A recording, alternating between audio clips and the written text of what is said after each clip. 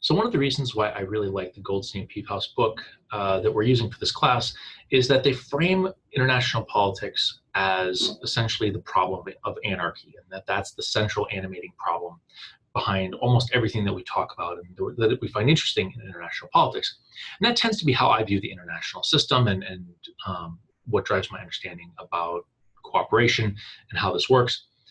In a nutshell, the problem of anarchy boils down to the Treaty of Westphalia in 1648 that established the sovereignty of states, that principle that no one has to listen to anybody else and nobody can be in a position to tell other states what to do. Essentially, it creates an environment in which we're going to just accept that there's no world government, which means that all the things that governments normally do that is useful and we desire, like providing security or fire brigades or education or basic research or roads, rules and justice and all of those things, addressing market failure, whether it's making sure that companies aren't spewing pollution into the air or dumping toxic chemicals into the water or making sure that patents are enforced, all of that stuff that governments normally do. Once we move out into the international realm, we don't have a good way of doing that. There's not a central authority that can make that sort of thing happen. And so international politics is largely about how do you do these sorts of things that we desire, things that are maybe necessary for people to get along and work effectively together. How do we do that without a central authority that can pass laws, without a central authority that can levy taxes, without a central authority that can use force to enforce its rules and prevent bad behavior that might be threatening to the system? So how do we do this in the absence of a central government? And it's actually a really challenging problem. And if you took some time and read through the discussion of public goods, you might start to get a sense of why it's such a challenging problem, right? So to do some of this stuff is really expensive. And so I'll give you two quick examples. With the Great Recession, the global economy teetered on the brink and global financial systems were about to go down and entire networks of manufacturing and trade were about to collapse. And the United States poured in a large number of dollars to try to prop up the global system and prevent it from crashing. It came in two different bills. One was a troubled asset relief package, TARP, I think is the acronym, of about $800 billion to try to prevent the global financial system from collapsing. The other was a stimulus package to try to save U.S. manufacturing base and try to keep the global economy from grinding into a Great Depression type level. So essentially $1.6 trillion spent to keep the global economy from collapsing on itself. On top of that, the U.S. spends roughly $200 billion every year making sure that global trade lanes remain open and accessible to everybody. And in both of these situations, we can think about these as public goods. And if they're things that everybody benefits from, not having the global economy collapse, everybody benefits from having trade lanes that are free of piracy and are safe to transit if there's a breakdown or something where you can make sure that people are safe and goods get where they need to go. All of that is good. But whether or not you pay for it doesn't determine whether or not you get access to it. So countries that aren't contributing to patrolling global trade lanes are still able to use those global trade lanes, are still able to benefit from that. In the terms of public goods, we would say they're non-excludable, which means I can benefit even if I don't pay.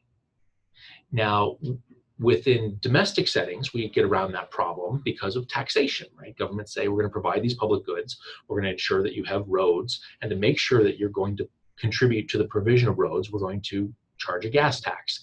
And every time you pump gas into your car, you're paying for that road. We don't have a similar kind of funding mechanism in international politics. States oftentimes just sort of choose to make these contributions, but we end up with a problem of, I might rather have other people pay for some of these public goods. And it might be nice if I didn't have to contribute.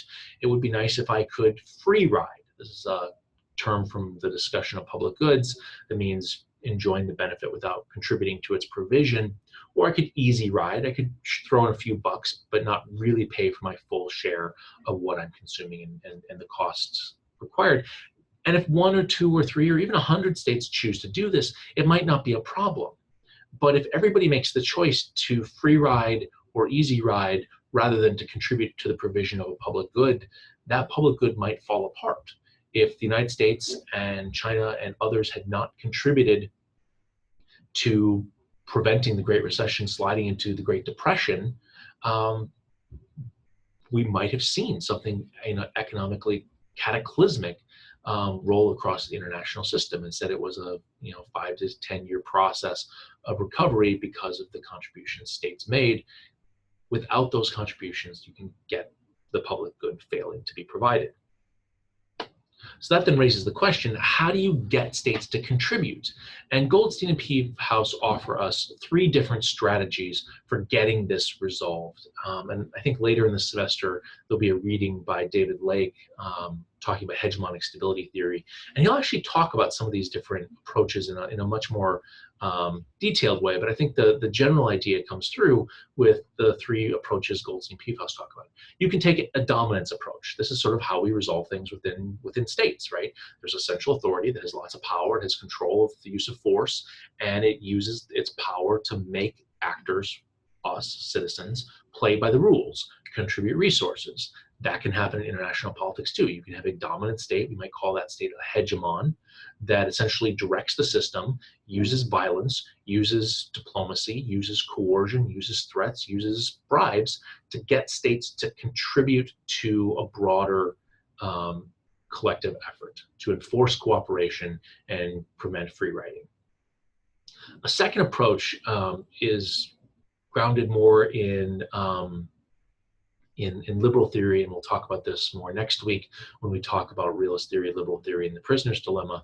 But the idea of reciprocity is that if you contribute and I contribute, you might gain confidence that your contributions will be matched, that when you take a cooperative step, I will take a cooperative step, and that might encourage you to take another cooperative step.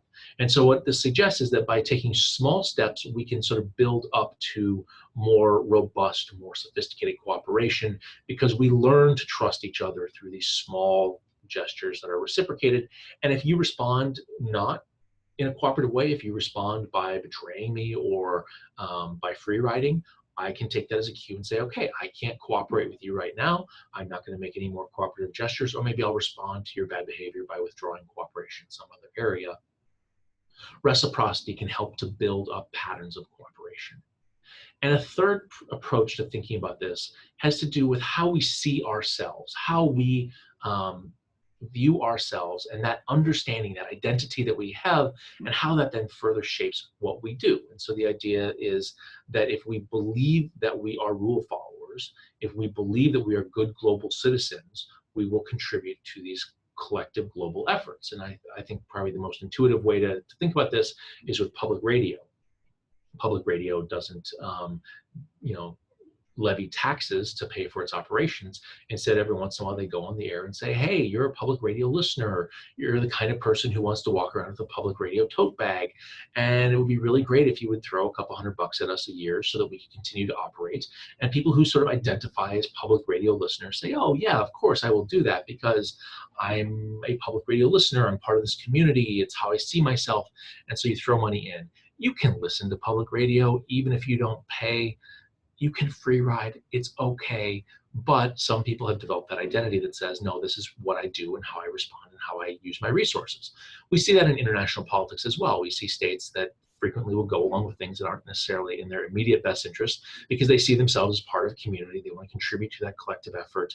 A lot of politics within the European Union are centered on this idea of building a European identity and maybe doing things that other states are more keen on and maybe you're less keen on because it's part of building this sort of common collective identity. It's how you see yourself and how you think you should act within the international system. So there's a variety of ways that this can work. They're not mutually exclusive. And over the course of the semester, we're going to refer back to this dominance, reciprocity, and identity approach to think about how states solve problems, work together, and achieve cooperation even when nobody's making them do that in terms of a centralized authority.